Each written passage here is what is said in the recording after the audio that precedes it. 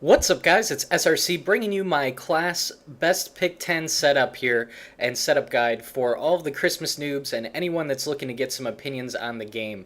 And so, just getting into it real quick here, this is the class that I have found to be probably the best go-to class, especially if you're brand new or a recent prestige and don't have a lot of things unlocked yet, or just looking for a solid class setup. And so, to start off with the weapon, you're always going to probably want to run an SMG.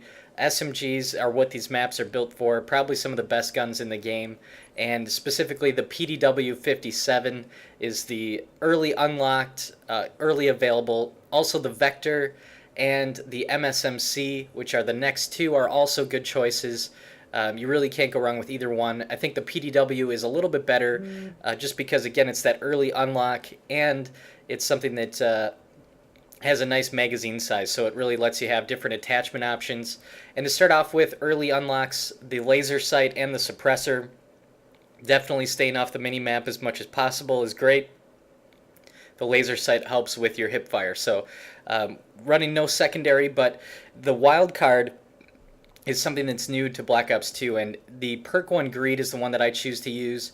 And then for the two perk 1s, I like to use hardline, which is going to get your score streaks a lot faster, along with lightweight, which are great choices because you can move faster, which is definitely important, and it's a good choice. Early unlocks, again, which is great. For perk 2, toughness is going to flinch less when shot. A huge noticeable difference with that. I definitely recommend running that perk, and nothing really else there that you need to worry about. And then for perk 3, dexterity, just lets you climb things, shoot faster after aiming, which is great. For the lethals, I always just run the typical frag grenade. Any of these are really pretty good choices, though. C4 is definitely powerful. And for tactical, same thing. I go with the first one, concussion grenade. Definitely a good choice. Again, any of those are pretty viable, but it's really up to you. But so this is kind of the class setup that I would say is a go-to thing. You can make slight tweaks, but that's what I prefer.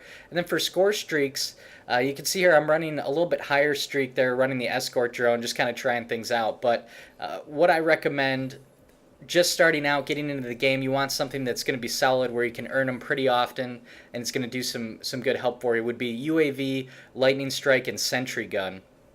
And so those three are pretty easy to get. The Sentry Gun is only 800 points, and so you can run through those streaks a couple of times a game and really do some help for your teammates. Getting that UAV up in the air, the Lightning Strike can get you some good kills, and the Sentry Gun can help protect flags and different objectives. And so let's jump into some gameplay here where we're actually running that same exact class setup with the same score streak setup. And you'll see here we're on the map Meltdown, which is not one of my favorite maps, but it does okay. I generally like to lead with my stuns and grenades right off the bat. Now, in Black Ops 2, one thing you'll want to keep in mind is that they do have a timer at the beginning, and I don't know if it's 8 seconds or 10 seconds, where you can't use lethal grenades and those types of things right away. So if you throw your grenade too early, it's just going to say you can't use this for so many seconds left, and then you just basically wasted it. So that's one thing to keep in mind. And so you can see here right off the bat, I've already got my UAV up in the air, which is a huge help because it lets you know which way people are coming. You can see here I'm just kind of waiting, baiting this guy here, and then actually run into two guys. And that's where, again, that laser sight, having the hip fire is going to be good. Now, the laser sight on an SMG, or really any weapon, is not always just for your aiming purposes to see exactly where your crosshair is going to be, which of course that's helpful, but it's very close to the steady aim perk in the previous Call of Duty. So you're going to actually be able to, it's going to shorten that hipfire spread, which is going to make your hipfire more accurate. So even if you think, well, I'm not a noob, I don't need to have a laser to tell me where to point my gun, you're going to get some help because even if you know where you're aiming, even if you're dead center on target, when you're hip firing, especially at a distance, there's certain bullets that are not going to be in that targeted area. And so the laser sight is going to help narrow that down a little bit and put more shots on target. So even if you plan on hip firing at all, even if you have good accuracy, it's still going to be beneficial to do that. And that's something that I don't run much anymore. I try to aim down sights more often. But if you're brand new to this game, you're just getting the feel of it, it's definitely a great attachment to use, especially on this weapon here. And the nice thing about the PDW is that it doesn't have a lot of recoil, and so it does a good job for long range. Now, as you work through the weapon and you get to a little bit farther unlocks, using the foregrip attachment is also a good choice. That's something that I usually run on this weapon also, because it's just going to help you when you're trying to take people out at long ranges to have more manageable recoil. And so that's always important too. So as time goes on and you play with this game a little bit, you might change up your attachments on something like this, and sometimes you might use fast mags and things like that. But the other great thing about this gun is that it has a 50-round magazine, and that can really not be understated on how important that is, because like the MSMC as an example, I mentioned is a great SMG.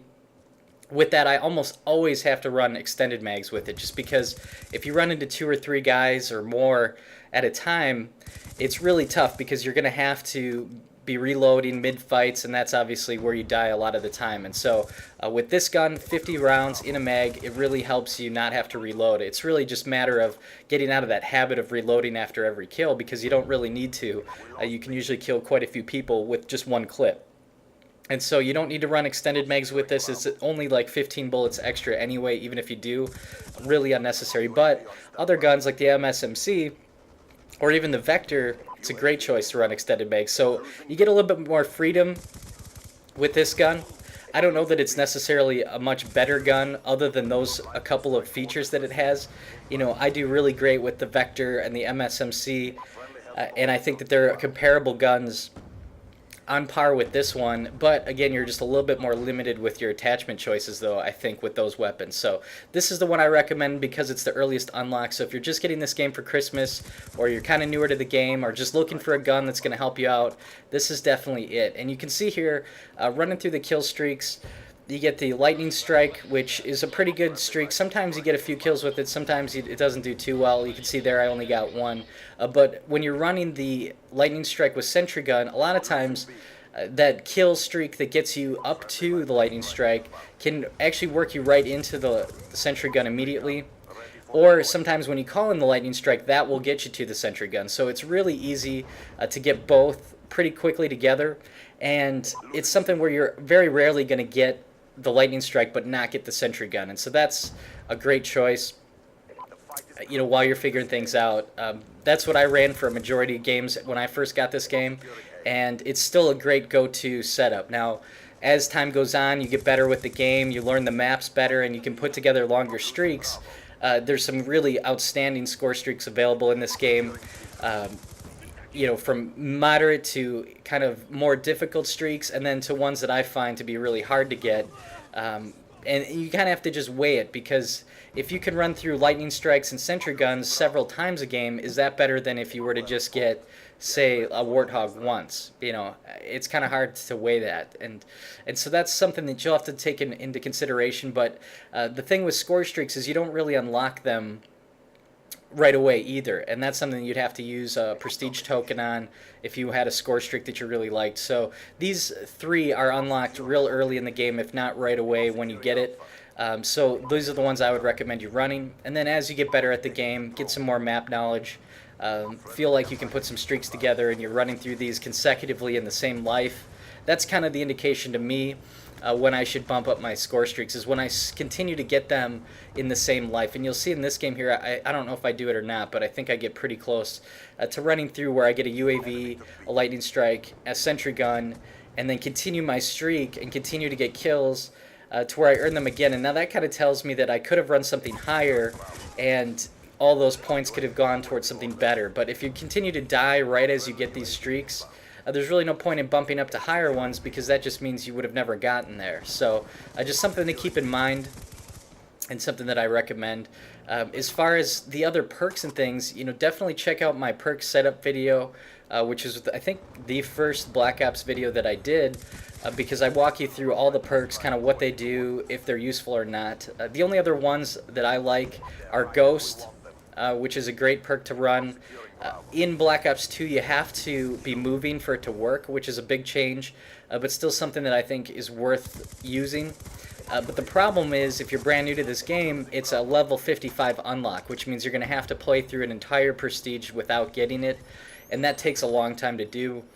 And especially if you're not great at the game or brand new to the game, it's going to be a little bit slower probably than some of your other prestiges. So even if you were to want to use Ghost, you really can't right away. And so I wouldn't worry about that at this point in time, and just stick with like the lightweight and the hardline. And then for perk 2, the only other one that I've used once in a while there is Scavenger. But again, that's really late in the game unlock. It's something that you're not going to need to really worry about.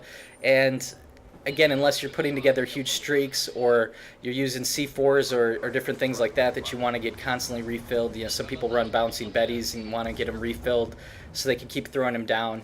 That's not a real important perk either. And then for perk 3, you know, that's something that, again, a lot of these sound whoring type perks really aren't that useful in this game, and so there's things in there that aren't really all that useful either. You know, maybe extreme conditioning, but again, for a brand new person starting this game, I don't see that that's really all that valuable. Dexterity is a much better perk in my opinion, unless you're running like a super rushing, like knife only, pistol only type class. So I wouldn't worry about that. Some things to keep your eye on in this game as you're playing it. Pistols are extremely powerful in Black Ops 2. You could certainly do really well running a secondary. I've had games where I've run pistol only and have just put up really good scores with and gotten different score streaks.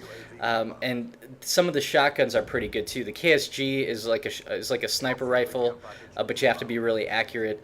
And then the single action pump shotgun is also really just beast close range, and so you'll probably lose some gunfights to those two things, which are kind of frustrating. Not much you can do about it, but just, you know, play your game and you'll do just fine. It's really not a big issue. So that's kind of my recommendations. You know, certainly feel free to, in the comments below, just let me know what you think about what guns are the best, what perks you like to use, what score streaks are working for you, and how that compares to this class. Now, people are going to say, oh, well, you're a noob, you're using an SMG, you're using the PDW, and that's the point of this, is that this video is designed for people that are brand new to this game. Maybe you just got it for Christmas, or you're just, you know you're going to face a tough group where the other team is better than you. Maybe you're playing solo and you just need every advantage you can get. This is the setup that's going to be the best, and you can debate it. There's some minor tweaks and things that I could agree there's maybe some room for interpretation, but overall, everybody's going to agree that running an SMG with similar perk loadouts, similar score streaks is going to be the best to run. And you can argue that all day. You can call people a noob for using it, but the fact is it's probably the best, and there's definitely different options that you can use there. But let me know in the comments what you think. And so this game here, 42-6, is the final. Not a great game, but I appreciate you guys watching. As